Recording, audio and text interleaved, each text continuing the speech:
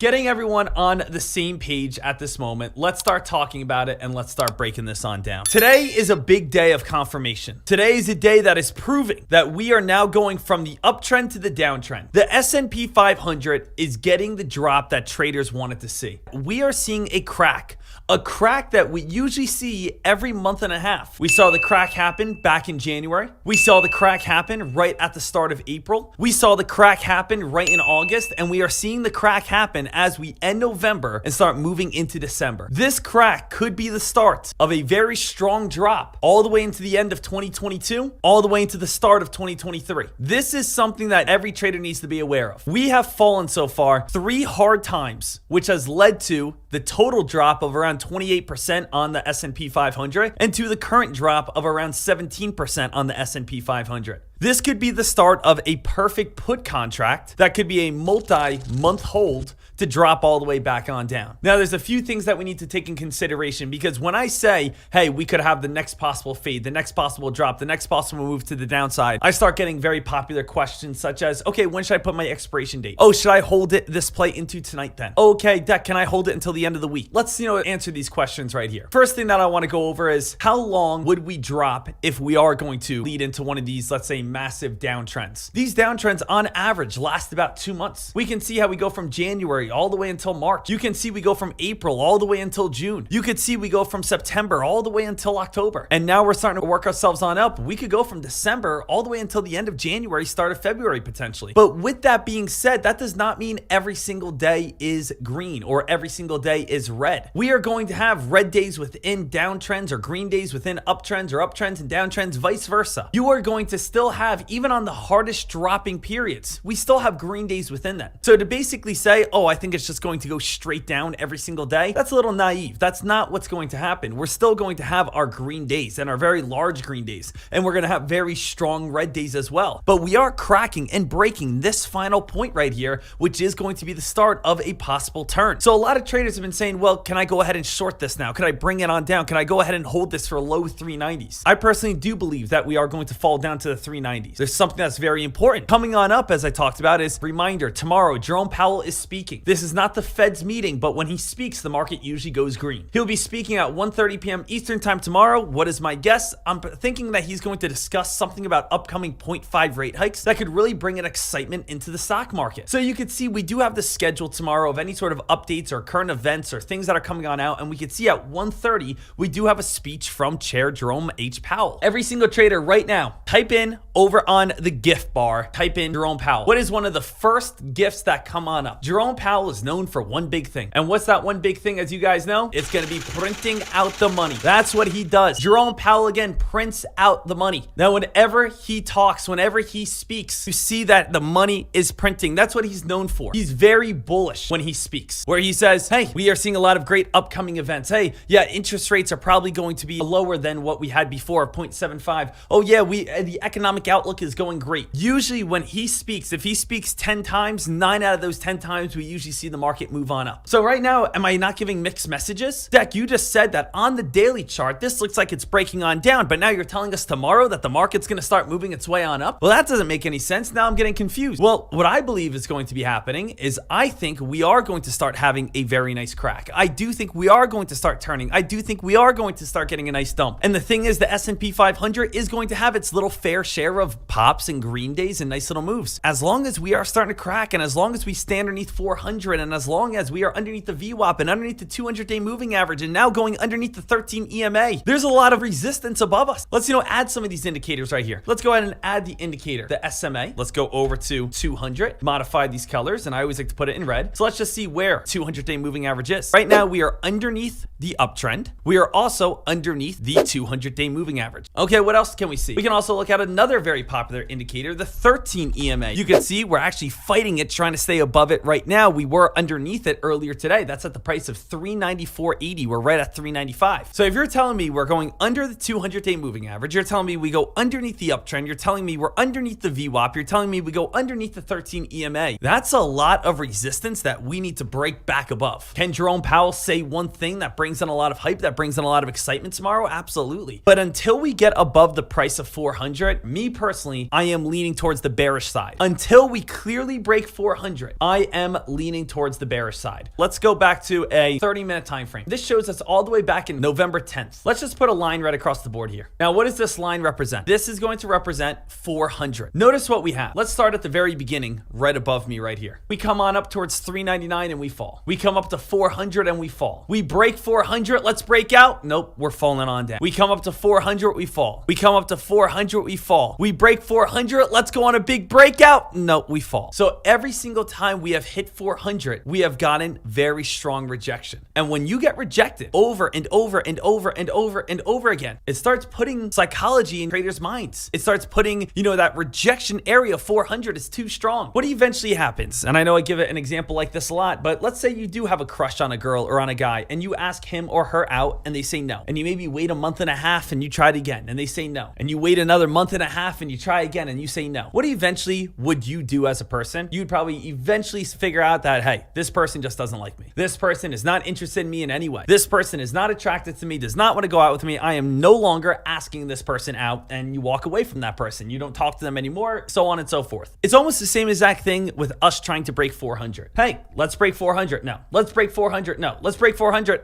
No. Let's break 400. No. Now investors are starting to say, man, every time we come up to 400, I lose all my money. Every single time I try to come up towards that $400 region, I buy in for a breakout and I lose all my money. I'm done buying at 400. Yeah, I'm done buying at 400. I'm done buying at 400. And that's usually where we see a very big drop. So let's actually take a look back here. Does anyone remember what happened probably about, I want to say a month ago, 2 months ago now? We could take a look at almost the same exact thing at 360. Here's 360, and these dates, if you want to go ahead and take a look at them, at September 28th all the way until the time of October 14th. And let's put a blue line right here, and you guys can go ahead and check that on out. What we have right here is we came down to 360 and we came down to 360 and we came down to 360 and we came down to 360 and down to 360 and down to 360. And are we going to crack 360? No. And then we start going on a massive spike all the way on up. So this is almost the same as that concept, only this concept is reversed. What happens if we go down and we touch 360 and touch 360 and touch 360 and touch 360 and it won't go underneath 360? Eventually, shorters are going to say, hey, I'm covering my shares. Eventually, shorters and put traders are saying, hey, I don't want to short this at 360. It always bounces off of 360. It starts becoming a psychological number where we start asking ourselves and showing and telling ourselves 360 is the bounce. You go down to 360, it always bounces back up. Let me buy at 360 and cover my puts at 360. That's basically the mindset that the S&P 500 teaches us. Now, here's our new mindset. We come up to the price of 400 and we know it's rejection. We buy calls, sell them at 400. We want to do a put, start one at 400. We are buying, sell it at 400. We want to do a put, start it at 400. And that's the psychology. Notice how we hit 360 so many times, eventually got the rally. If we do not break above 400, next time we touch it, time after that, there's going to be a point that stock market or investors of the stock market are going to say, I've been rejected at 400 so many times that I'm done trying to buy here. Why am I buying, looking for a breakout when I lose my money every single time? And eventually there's going to be more people doing more puts until it actually leads towards a nice drop. And that's how psychology in the stock market works. And that's how resistance and support in the stock market works. And that's how we can understand how other traders are starting to think about this market. So when I take a look at this market and I see that 400 resistance is happening at this time, and I see that we are starting to crack, I have to be on the bearish side. I have to be leaning much more bearish than bullishness. So figuring out what does the future hold for us. Looking at the S&P 500 going into, let's just say, the 10-minute time frame here, we can see obviously where we were. We were all the way up here. Connect this dot to this dot to this dot to this dot to this dot. And if you want to say, okay, where can I buy for maybe the next run up to 400? You most likely want to wait until we get above the price of 395.60. Wait for a break of this downtrend that started from earlier Friday of last week, where we have the 25th, then we had our break, then we had the 28th, now we have the 29th, and I would be watching for a break of this to actually start moving up to 400. When would be the best time for this to happen? I think when Jerome Powell speaks at the time of 1:30. There could be some sort of positive sentiment that could lead towards a nice spike on up. Well, Deck, I don't care about tomorrow at 1:30. I care about right now. I care about this exact moment. This exact moment, I would still be on the short side. Are we still underneath the downtrend? Yeah.